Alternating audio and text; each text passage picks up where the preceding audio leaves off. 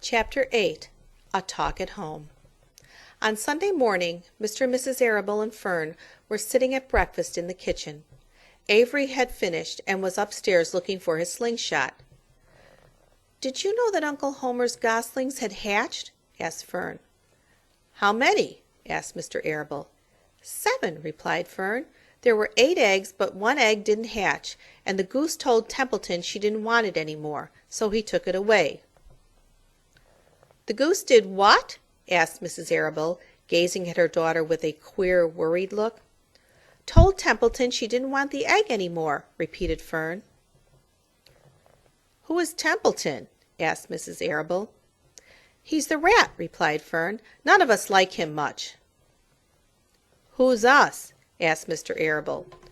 "Oh, everybody in the barn cellar. Wilbur and the sheep and the lambs and the goose and the gander and the goslings and Charlotte and me." "Charlotte?" said Mrs. Arable. "Who's Charlotte?" "She's Wilbur's best friend. She's terribly clever." "What does she look like?" asked Mrs. Arable. "Well," said Fern thoughtfully, "she has 8 legs. All spiders do, I guess." "Charlotte is a spider?" asked Fern's mother. Fern nodded. "A big gray one. She has a web across the top of Wilbur's doorway. She catches flies and sucks their blood. Wilbur adores her."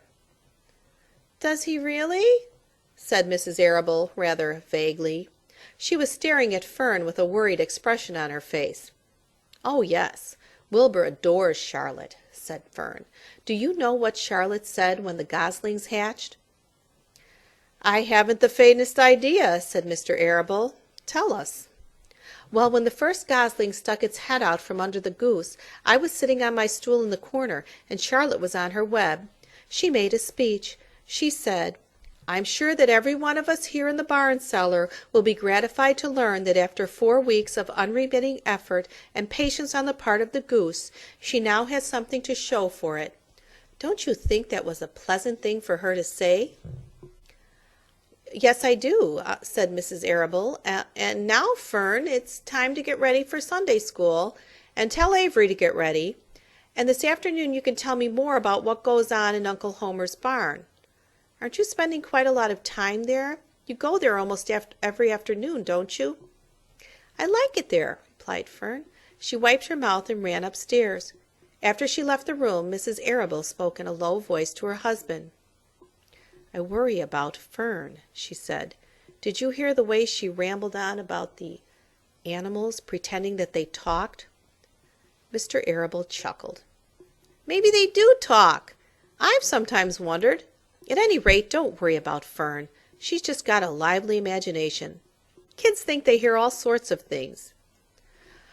"Just the same, I do worry about her," replied Mrs. Arable. "I think I shall ask Dr. Dorian about her the next time I see him.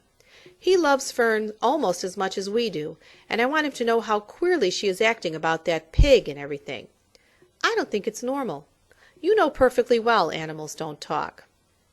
Mr. Arable grinned. "Maybe our ears aren't as sharp as Fern's," he said.